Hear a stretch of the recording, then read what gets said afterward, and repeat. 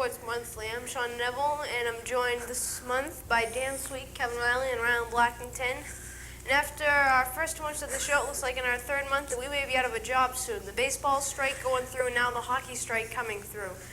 Now, I know the baseball season is over, and the hockey season may be over soon.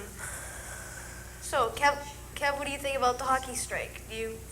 I'm not into hockey. I don't know about that stuff. Hey, Dan, any word? I think they're just being greedy like in baseball because, I mean, everyone wants their money now, and the owners don't really want to get this finished with, so, like, nobody really wants to do anything, and I don't think they're going to really get started. Yeah, I don't think they're going to get started either because, I mean, we're living in the most selfish time in the world, so I think that the season's basically over right now, and I don't know if they're ever going to come back. What do you think, Ronald? I also think the season's over. Now my dad has season tickets to the Bruins, and I don't think you can get refunds on that, so it's a bummer too. Yeah, technically right now they said that no games have been canceled so far, so they're not giving any refunds yet. That's right. But if the strike ends, then they're going to start up the season again. But who knows when the D-Day is for hockey? Who knows? Okay, that's much the strike right now. MVP's been selected for baseball, Frank Thomas in the American League, and Jeff Bagwell in the National League. And so now that baseball's all over, and hockey looks like it's all over. It's time for football and basketball to take the high road. Basketball is becoming the premier sport in America, and I think that with the baseball strike and the hockey strike, it's going to become even more popular in young kids and in older people who have given up on baseball and hockey. What do you think, Kev? What?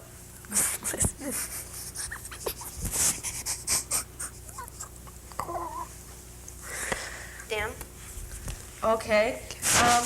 I'm glad you're interested in football because I know I am, and I think that, like, last year it was okay for me, and I mean, didn't really, like, baseball was still going on for a while, and the World Series and all that stuff was up, but now there's, like, just the football thing, and it's like there's no baseball games to watch, so you have to, like, watch football, and the Patriots, who have a better team this year and ended up better last year, then they're improving, and I think they get a pretty good team. Yeah, I think the Patriots definitely have a pretty good team this year. I mean, their record is 3-4, but last show they were 0-2, and so far they've improved to 3-2 in this past month, losing to the Raiders and the Jets, which are two upsetting things since they went into the Raiders game, the Raiders not winning a game, and they went into the Jets game, and that is in Eastern Division. They're in their division, and the Patriots haven't beat Miami, Buffalo, or the Jets, and I hope that they can beat the Colts when the time comes. Any word, guys? I just hope they have a good season. I haven't really been keeping up with football, but I've heard the news reports and everything. Sounds like they're doing pretty good. I mean, they're doing pretty good. They just got to be able to beat some teams in their own division. I mean, no one's going to have a hold up. I mean, even with a pretty good record, people always look at the divisional record, and if it's 0-something, that statistic's not going to hold up, especially when it comes to playoff time, and you have to face guys in your own division like Buffalo and Miami. I think it's going to be like last season. I think they're going to pick up at the end, and, like, they're going to win the last few 3 games or whatever. And then everyone will say, oh, they did that last year, and they're just going to flop the next year. And I think they might have a chance next year, this year even. I mean, just watching the past couple games, I mean, they've lost to the Raiders, they've lost to the Jets. Next week's an off week if you're watching this for the first time or something like that.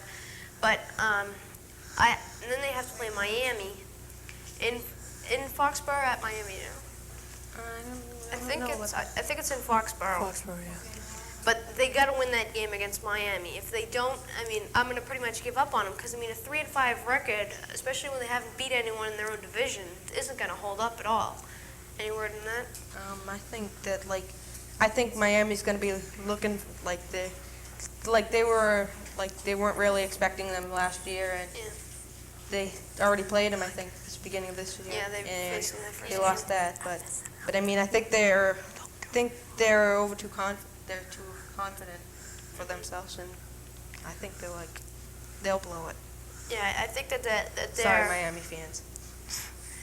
I think that the Patriots are definitely a young team, and that they're going to make a lot of mistakes in their young careers, especially Drew Bledsoe. I mean, he's throwing all these interceptions and fumbling the ball a lot. I mean, sure, the front line's going to protect him more, but he's going to stop throwing the interceptions and fumbling the ball when he gets hit. I think that's just a fluke that he's starting out like that. I mean, he made a lot of great plays last year, and I think it's gonna catch up with him. I think it's just the first time jitters or something. I think this year's his learning experience because Learning. like last year it was sort of, but I mean this year he's learning to be a real QB, and I think he'll be up by like a Dan Marino and all them because I think he'll pass the record in passing. Yeah, I think the yeah. 84 Dan Marino record. I think that's most definitely because I mean he was getting 300 yards He's a getting game, 300 over yards a 300 game. for passing, and I mean their rushing is that's a different story. But You I mean can't look at their rushing. I mean there's the Blair Smith, Blair Thomas, I should say. That's all. He's pretty good. I mean, I thought Butts was supposed to be so good, but I mean, their front line's not allowing any holes or anything to go through, and I mean, he's just getting stopped right there. I mean, a few good runs every once in a while isn't that bad, but I mean, they play it like they're running out the clock. 'Cause, I mean, they just do the short little plays and they get stomped instead of passing it, which they're pretty darn good at. Yeah, but Bill Parcells is used to having a running team, and now they have this team that averages like 1 yard a run. And I don't think Mariano Butts is considered what people thought he would be this season. Yeah. I'd rather have Leonard Russell because he's had the experience of the Patriots, and I think he's an overall better player. I mean, Butts may have some better moves and may be a little heavier, but I mean, I think Russell's had the experience of being on the Patriots, and he knows what he's doing, sort of. Yeah, that was horrible on Sunday though when they were on like the 1 yard line and they couldn't get it over. It was, I think Bledsoe just gotta slow down. I mean, I think Sunday he made one play where he was about like a yard away from him, and he just fired it as hard as he couldn't even. I mean, just gotta slow down, take his time. I mean, they got to have a QB who's willing to risk it. I mean, instead of just sitting back there like a little ant back there and handing it off. I mean, why doesn't he try the sneak? I mean, they're 1st and 10 on the goal line, or 1st and goal on the 1 yard line, and they couldn't even get it in. They lost the ball. So I mean, what's that to prove about your running game? Yeah. Definitely gotta slow down. But I mean, the game against the Jets, I think that the first half, they didn't even pass to Ben Coates. yeah. They passed to him like once or twice, and everyone was real shocked at that because Bledsoe, he's usually his number one man. Well, think it's just, they were double and triple teaming Yeah. him that game. It was hard for him to get open. Yeah, I think Coates leads the league in most completions and most yards run yeah, on the little with passes. the tight ends. Yeah, because I mean he's got the moves and he's big enough and he's got some speed. I mean he's pretty good. And Kevin Turner, he's real good too. He makes all these one-handed catches and everything. Yeah. If he could just hold on to the ball, which a lot of the Patriots seem to be having trouble with, I guess they'd be a little better. Yeah. A lot better. I mean, I like Kevin Turner on the Patriots. I mean, I think he's a real good fullback, and he's doing a real good job so far. I don't. He hasn't been, I don't think, in here for a lot of seasons, but he should. I think he's gonna project to be one of the key elements to the Patriots come playoff time. I'm surprised they haven't put Zolak in yet. Yeah. Because, I mean, Bledsoe's been hacked and whacked and sacked like 6 times or something, or 4 times or something on Saturday. So, I mean, he was just getting slaughtered back there, and he had to get stitches and everything.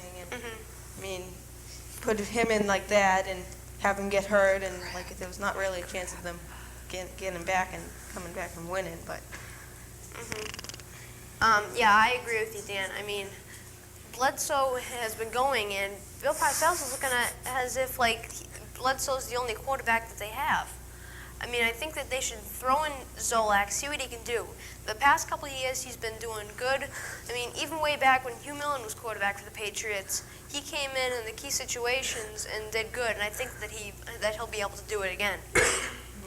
I sort of miss Doug Flutie because, I mean, you look at him, he wasn't that great back then, Yeah. but I mean, he had some good moments and everything, Yeah. and now he's in the Canadian League, and he's in there probably one of the best QBs. And I mean, Yeah.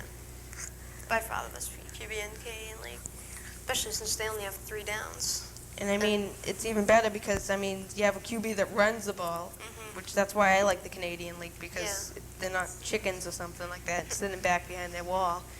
I mean, 5-yard gains easy for them. They just run up the middle or down the sidelines. Yeah. I mean, they take the hits, and I mean, you watch Bledsoe and all the guys and stuff, and you watch them like on Saturday. Bledsoe was running to the sideline and just started jogging out, and the guy from the Jets just sort of Yeah. walked right by him when he could have had the easy sack. I think Ronnie Lott though, he caused Ronnie a few Lott. problems. Yeah, he was. You wanna say He something? was with It was it. wrong. All around, I think just the Patriots have a great team, and I'm not worried about this season in the future. I think they'll do fine.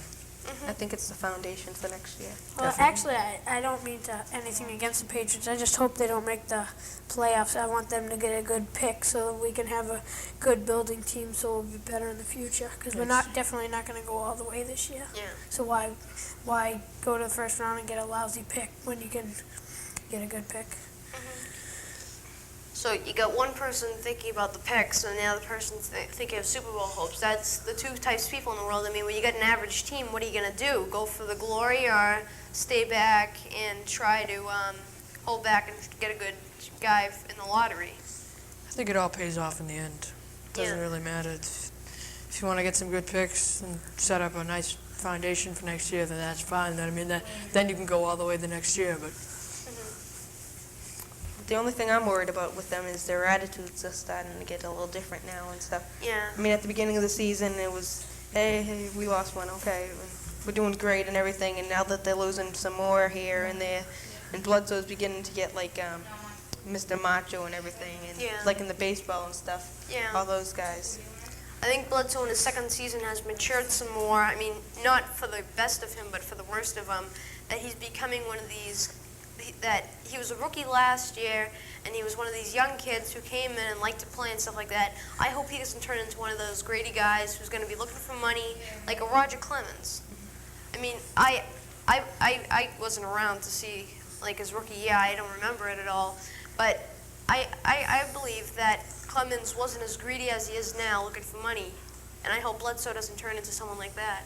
I think there's one thing though that always sticks out in my mind is they took Myra before they took Bledsoe on the draft, and I mean they thought Myra was better, and he was better then, but I mean you don't see much from Myra now, and Bledsoe's getting these 300 yards passing, and Myra's just sort of being taken out and everything. And I think if you're a real athlete, then you can play for no you wouldn't have to be paid at all. Yeah. If you really love the game, then you can play any sport just without getting paid. Yeah, but how would they make money? Yeah, but if you They'd have really to get a spare job and with all the practices. But if you they really don't don't make as many games. but if you really love the game, then I'm just You saying. devote to it. I mean, you still get the winter you get to play still. You get to work I and mean, everything. and there's baseball again. I mean, there's tons of guys who would have played the game without getting paid at all. But I mean, it's the greedy guys that just want to get their hands on some money that just ruined it for all of them. I think almost everybody in baseball is greedy. I think everybody Yeah. in any professional sport's greedy. I'll have to disagree with you. I'll disagree on that Because you look at these people when the baseball season's out and they're on strike and everything. You look at like a Mo Vaughn and a Matt Williams and Ken Griffey Jr. Sometimes he's Yeah. getting I mean, real that's- shamed. they're They're still, all like, signing working out. autographs and helping people and everything. And I mean, they're the ones who really want to play. You look at them and you say, "Wow," and everything. And like, Yeah. I like Role them. models. I think it's the young guys that just they end up on the wrong track when they first start out. The really real great guys come from good colleges or whatever, great athletes, and then they start doing commercials, and then they realize, that it's kind of more the money than the game. So their whole attitude changes towards the game. I think it's sort of like they have their own interest when they come in. They're like, "Oh wow, I'm on a professional team and everything," and they're like, "All right, this is so awesome. I'm in publicity and everything like that." And then they spend like a year there, and then they get the team attitude, and they know that they're on the team, so they don't really give it 100% like the rookies do. And I mean, they don't. It's like not even good anymore. I mean, nobody's trying or anything like that. So any other thing on the Patriots? Any other word? Nothing except they got a good year ahead of them, I think. I mean, I just like to say that I think that they're gonna finish this year like a 9-7 year, an 8-8 year, somewhere along that line. I don't see them making. If they make it to the playoffs, they're gonna be like wiped out in the first round, just because they're so young. And I've never seen. Well, Dallas is young, but they're not that young, and I don't see New England having like a second-year quarterback doing anything in the playoffs. Yeah, I agree with that because I think that there's too many good teams in this league with us, and Yeah. I mean, it's not. We could become that good if we really wanted to. Yeah. It's almost like they slack off, but I think they're trying their Yeah. hardest. Anybody could. I mean, you watch the receivers and everything; they practice and Okay, moving on to a different topic, we're going to go to the BC Eagles. As you know by now, that they won in the Notre Dame game. That big upset, really big upset, because I mean the score. I mean they completely blew them out in that game. And then of course the next week after that, they went into Temple and wiped them completely out. And now they're ranked. Well, right now they're ranked like 22nd, 23rd in the country, and Notre Dame has been booted out of the top 25 for the first time in a long time by BYU. Anything on the Eagles? Yeah, I think their defense. I think Mumu is going to lead their defense to a good year this year, and I think Pete Mitchell will have a good offensive year if he doesn't run into too many double teams. I think they got a good year coming. I Yeah. mean, they've been working hard, and I mean, it must feel real good to beat like Notre Dame and all them. Especially second year straight. Yeah, I know. I mean, it can't be like a curse or anything, but I mean, it's almost like it is because I mean, Yeah. I like their new quarterback too, Hart, so I think he's going to do good in the future years. Replacing Glenn Foley from last year, I think that he's definitely going to have a good year. Yeah. I mean, he's proved it so far against teams. I mean, last game throwing lots of touchdowns. Game before, I mean, almost every game he's been throwing some touchdowns. And I think, Glenn Foley didn't really exceed that much. I mean, he's now like third string quarterback for the Jets. But I think that this kid has talent and that he can go somewhere. I think I'll agree with you on that one because he's a young QB and he's learning like Bledsoe did. And Yeah. he's going to go through all the stages and he's going to get better and better and better. Hopefully an injury doesn't strike him or anything. Yeah. And I think their running game's pretty good. I mean, you look at him and you say, why can't the pros do that? But then you look at the guys of the pros, these 400-pound guys, high 300-pound guys Yeah. who are just sitting up front and all they have to do is move to their side and they're there. I mean, it's like, they have the moves in the college. It's almost like they lose them or something. Yeah. And they move up. I think BC misses Campbell though from last year. He was one of the best running backs I've ever seen. But I also like the new head coach. I think he did a great job replacing Tom Coughlin so far. I mean, he's taken a team out of nowhere, and they're now like 3-2. And I think that they can go more. They're still gonna have to win a couple big games against teams to get into a bowl game. But yeah, I think that they will win those games and get into a bowl game. Maybe not a big bowl game, but a bowl game. Hopefully.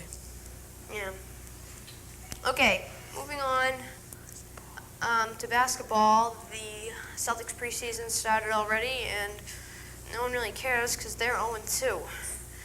They got 1-3. 1-3. Yeah, they beat the Timberwolves last night. Oh, okay. Beat the Timberwolves, but they got creamed by the Heat. I was watched horrible. that game. Yeah. That was. Oh. I was looking for some really great playing from Wilkins. Yeah. Wasn't at all what I He saw. did good he did good last night though. They were bombing the threes. I think the Celtics offense has changed because they're against the Heat. They were just going down court and taking advantage of the 3-point line, which is now a few feet in. They just wanted to have threes the whole night. ruined them. So I haven't been following all that much. How is Wilkins and Montrose and those guys doing? The new Montrose, guys? I think, is doing okay, but Wilkins. he didn't play that well against the Heat, but he did good last night against the Timberwolves. It was a pretty big upset because here's a guy who came from a great team. You know, I think- he had like a good, like a powerhouse. He and Augman. I mean, Yeah. but they had a bunch of young guys, and here we have a lot of experienced guys.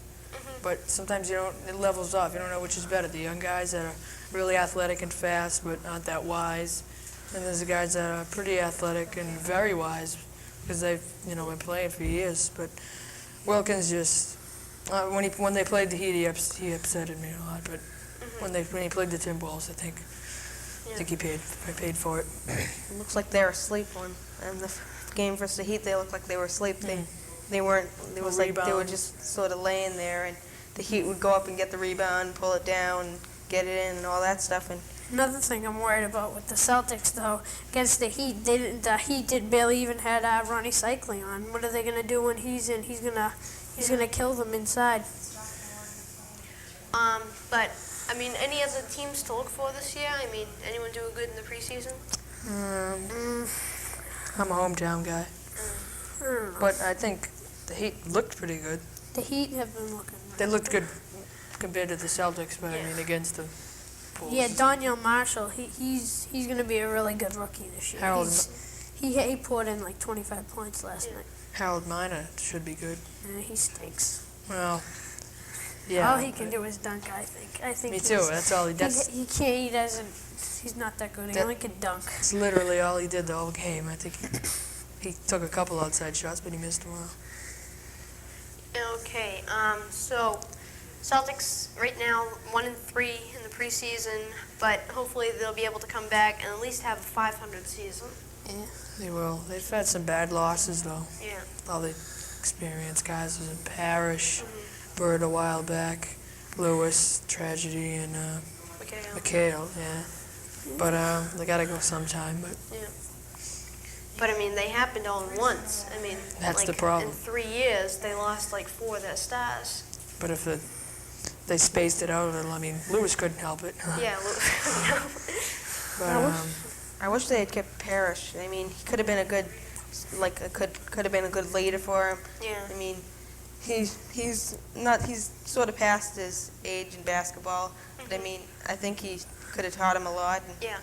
I mean, because he has sort of experience and everything. he's not gonna do it all. I don't think With the Hornets, he's not gonna do anything with the mean, Hornets. I don't think. with those power plays, The only thing he can do is Tommy Heinsohn, who I hate as an announcer, says he can shoot the rainbow.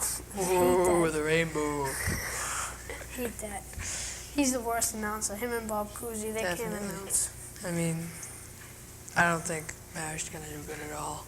Because I don't know. In the Celtics, I think they all looked up to him. Yeah, but Yeah. look for D. Brown to be one of the team leaders. Him Yeah. and Dino Raja, I think, are going to step up and have a good season. Yeah. Daniel. But let me think what I was gonna say. Okay, moving on to yet another sport. Going back to football, the Wilmington High School football, and I don't know who wants to watch this, but they're 0-4 so far with losses against Central Catholic, like 42-6, against Chelmsford, like 40-0. Methuen, 26-2. Methuen 26-2, which is the most recent game, and then Billerica shut them out, I believe, like 30-0 or something. I mean, I don't know what's wrong with these guys. I mean, are they just so small? Are they not trying hard enough? Or I don't care. I gave up with them a long time back. Yeah. Well, I mean, you gonna say something? I think that, I mean, you look at all the other teams' schedules, and you look at ours, and you say, how come we get stuck with Billerica and Methuen, Central Catholic, and all the Tewksbury and all them? I mean, they're the toughest teams, and we get stuck with them for our first 4 or 5 games. Yeah. And then you look at the other schedules where they play Tewksbury and Methuen, or Tewksbury and Billerica, Yeah. just like once each, and like, I mean, someone must have messed up with the schedule. Either that, or they were want those teams to get the wins. Because, I mean, there's no way they're going to win versus Tewksbury. You don't less think? bigger guys. I think that they have a shot to win at least like 2 or 3 games this year. Yeah, They have a shot. I mean, if they go out there and give like 50% effort, then they're not going to do anything. I think their attitudes are like known as the losing people. Yeah. I mean, it's like some of the other high school sports are pretty good, like the track and field hockey and the softball was good and all those things. But I think that football's not really the high school sport. But I mean, they're moving into the Cape Ann League next year. But I don't see it as that as a good thing. I mean, they were only focusing in on football. I mean, look at their softball team. They've won division champs a couple of years in a row. And then some upcoming things. I mean, like the 6th through 8th graders doing awesome with winning all these like basketball championships, soccer, baseball, those sort of things. And I see that they should have looked ahead and see what's coming up before they made the judgment that they should move into an easier league. I think they think that football's really the only sport in the high school. I mean, it's probably one of the, when you think of high school, you think of football. Like, I mean, you don't watch field hockey on TV. They don't have that on. Well, they don't have college soccer on, high school soccer on TV, and they don't like have high school track on TV. I mean, it's like everything's focused on just the football thing, and nobody's really paying attention to the other sports. Yeah, I mean, it's all like life's a football. I mean, yeah, because I mean, look at the soccer team and the softball team. Are they going to have any competition when they go to that other league? I mean, come on, look at these towns. I mean, Rockport, Newburyport. We're gonna have long drives to them, though. That's another one of the disadvantages. It's gonna be one of the things. We might not have a challenge, but I think it was a smart move because we're a small town playing big towns which have tons more kids to choose from. We have a little amount. Yeah. More sensible. Well, if you think about it, though, I mean, if say you make a professional team or something, it's not like they just have your age group or whatever, or your ability or something. I mean, like in football, there's people better than you, and there's people worse than you. And baseball is the same thing, and along with the other sports, I mean, you sort of got to get used to it sometime. I mean, it's a little waste to get used to it in college because then it's like it just sort of jumps on you. But I mean, nothing else. It's like I don't really like the idea of moving to Cape Ann Lake. But okay. Now, Wilmington football, I mean, they're going up so far this season. So anything left to say on Wilmington? Okay, next month we'll probably have the results. Of the Thanksgiving game versus Tewksbury. And so now we're going to go to a film of the soccer game filmed on the 14th of October. This is the Wilmington A team, which Dan and Kevin are both teammates on. Here in the first half of play, we see a Billerica player injured. I had not seen what happened. Maybe Dan had. I think he tripped over the ball. He might have got hit by someone's leg. I couldn't really see it. Okay. And in this shot, we see Wilmington up. Billerica shooting. Nice defensive play by Dan Sweet. Again, shot. Oh, hit the post. And then Danny kicks it out. Thank God for Dan. Okay, here we see a goal kick right here. That's TJ Flynn with the very weird shirt on. He's the goalkeeper. Dennis will take the kick. Taking the kick. Oh, jeez, what happened? Say that then? Oh, just over the post. I think if Dan had put it that to the corner farther, I think he would have had a better chance of getting it in.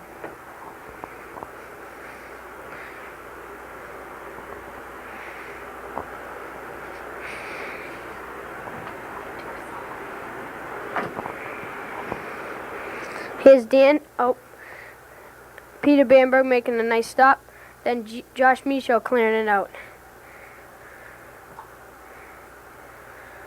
Nice shot of the ground. Here's Billerica taking back up. Dan with the stop. Then John Betts taking it out. There's a shot on net. Saved by Dan Keating. And over to get it is Josh Michaud. It'll be a goal kick for Wilmington. Here's Borica. Nice hit. Nice stop by TJ. The punt, a beauty. Nice head. Oh, but it stopped. Here's TJ, another good save. Boots it out. And here it comes down the sideline. And break for Dennis Ingram. Shot on net, saved by the goalkeeper. The boot out. Here's Peter Bamberg putting it up. Dennis is chasing it. Oh, and he gets pushed right there. That definitely should have been a call. Here comes a goalie, waiting to kick it out. Over John Betts' head. And there's the end of the first half. Score 0-0. There's Jim Rock and Sean Cahill. And Kevin Riley. Now here is in the second half of play. Billerica has a chance. Nice, beautiful save by TJ. And out of bounds. Here's their shot. High up. Sean Cahill heads it back out to him. He puts it up. Oh, it just slipped out of TJ's hand. Too bad. And there's a goal. Nothing he could really do about that one. The height sort of got to him. Score 1-0. There's a setup to the front. Shot saved. Back out by Darren Asiero. They shoot again. Save. And again, over the net. Actually, stopped by TJ.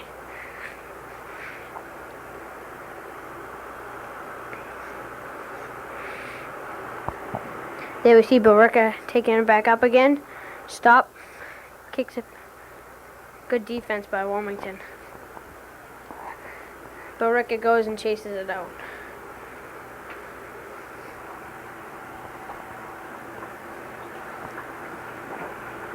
Thrown to the Billerica team, and then there's a shot on net. Headed out. Quick shot after the return. Saved by TJ Flynn. Long punt. Oh, heads it back into the middle. Wilmington, Billerica, and then kicks it back in. Justin Plimpton there.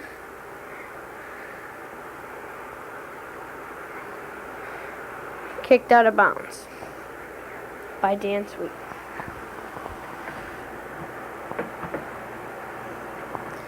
You'll see Wilmington with the breakaway, but just stopped by Billerica.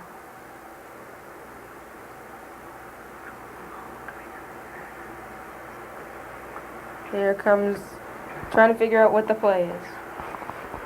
It's a drop ball. Darren Asiero will take it. On towards the Wilmington. There's Dan Keating throwing. And Justin Vallis taking it downfield. Nice play. Dennis Ingram with the ball. Passes it over front. Peter Nebraska. Bamberg. Justin, oh, off the Billerica's head. Score. Nice goal. 1-1, tied up. The goalie with his hands over his head in disbelief.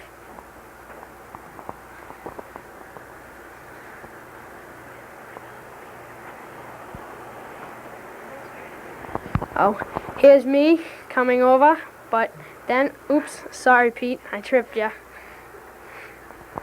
And that's Looks like Pete's a little sore, but that's the end of the second half. And the score 1-1. Tied up. Justin Vallis with the goal for Wilmington. Hi, we're back, and we're going to be talking about the basketball high contracts. What are your thoughts on that, Kevin? Well, I think almost every NBA player is really greedy because people like Anthony Hardaway asking for $147 million, it's stupid. He's not going to know the difference between $100 million or $147.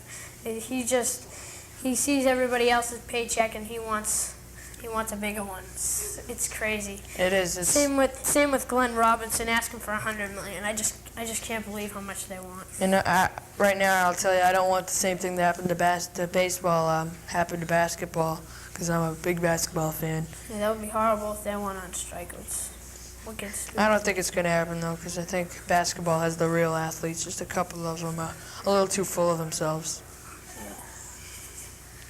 Well, that's the end of Sports Monthly. I'm Rylan Blackington. I'm Kevin Riley. I'm Dan Sweet. I'm Sean Neville. Until next month, so long. Bye. Thank